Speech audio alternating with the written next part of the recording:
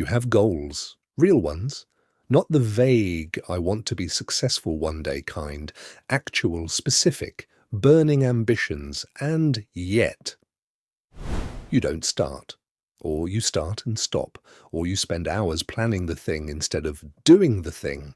Everyone calls it laziness, but it's not. Jung called it the inferior function, the part of you that's most unconscious, most underdeveloped, and most terrified of being exposed. And here's what's unsettling. The more ambitious you are, the stronger it gets. You've been told laziness is a character flaw, that if you just had more discipline, more willpower, more of something, you'd finally move. But notice something. Lazy people don't lie awake at 2 a.m. thinking about what they should be building. They don't feel the specific nauseating guilt of knowing exactly what they need to do and still not doing it. That guilt, that's not laziness, that's a war. And every war has two sides. Jung spent his life mapping the structure of the human psyche, and one of the things he discovered, something most people never hear about, is that the mind is not one thing. It's a system, a hierarchy of functions. You have a dominant function, the way you most naturally engage with the world. Maybe you think deeply, maybe you feel intensely, maybe you're extraordinarily intuitive. Whatever it is, that function got all the development, all the praise, all the practice. And then there's the inferior function, the opposite, the undeveloped one, the one that lives in the shadow of your personality. Not gone, but unconscious, primitive, frightened. Jung said, the inferior function is contaminated by the shadow, meaning it doesn't just feel hard to use, it feels threatening. Like touching it might expose something you've spent your whole life hiding. Let me make this concrete. If you're a highly intuitive, big-picture thinker, the kind of person who sees possibilities everywhere, who has 10 ideas before breakfast, your inferior function is sensation. The physical, the practical, the step-by-step. And what does ambition require? Execution, repetition, the unglamorous detail-by-detail work of actually building something. That's your inferior function. And your unconscious treats it like a threat. Not because you're weak, but because engaging your inferior function means facing the part of yourself you've never fully developed, the part that feels childish, clumsy, exposed. So instead, you stay in your dominant function. You think about the goal, you vision board it, you research it, you have deep, fascinating conversations about it, and the work stays undone. This isn't a productivity problem, it's a psychology problem. Now here's where it gets darker. Jung noticed something else about the inferior function. When it's triggered, when life forces you into it, it doesn't emerge as a mature, refined skill. It erupts, like a child who's been locked in a room and suddenly let out. Overwhelming, uncontrollable, embarrassing. This is why ambitious people often freeze completely when it's finally time to act. It's not lack of desire, it's not laziness, it's the inferior function coming online and the ego panicking because it doesn't know how to control it. You weren't lazy, you were afraid of your own underdeveloped self. But there's a second layer, and this is the one that changes everything. Jung didn't just describe the inferior function as underdeveloped.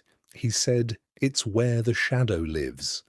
The shadow, for those new to Jung, is everything you've rejected about yourself. Every weakness you've denied, every impulse you've called unacceptable, every version of yourself that didn't get approval. And the inferior function becomes the container for all of that.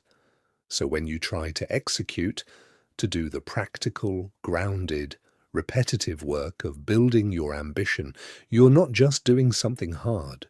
You're brushing against the shadow, against the version of you that might fail, that might be mediocre, that might be exposed as not actually as capable as everyone thinks. That is why you stop. Not because you're lazy, because the inferior function and the shadow have merged, and engaging one means confronting the other.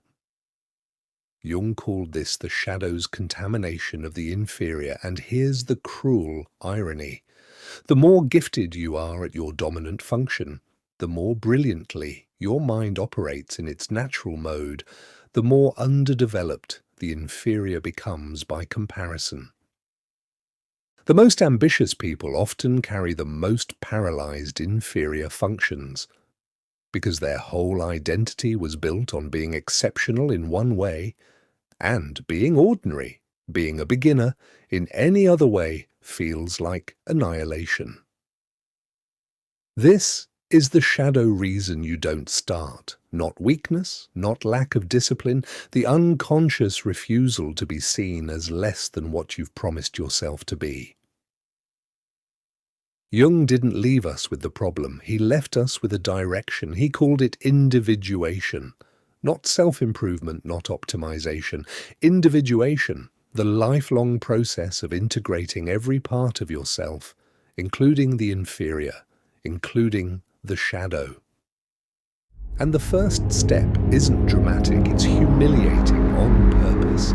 You have to be willing to do the work badly, not eventually well. Badly, right now, today. To write the clumsy first paragraph, to record the terrible first video, to take the awkward first step that your dominant function screams is beneath you. Because that's the only way to begin integrating the inferior, by letting it exist, in the light, without hiding it in the shadow. Jung said, "What you don't make conscious will rule you as fate." The ambitious person who never starts isn't living a lazy life. They're living out an unconscious pattern, driven by a shadow they've never faced, protecting an inferior function they've never developed.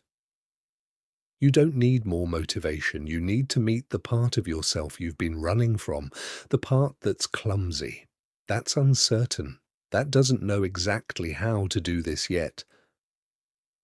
That's not your weakness. That's the door. You've been calling it laziness for years. Jung would call it something else entirely. If this landed, comment the word inferior below. It tells me this kind of depth is what you're here for. And if you want to keep going deeper into what Jung actually understood about the human mind, Velmind is where we do that. Subscribe, and I'll see you in the next one.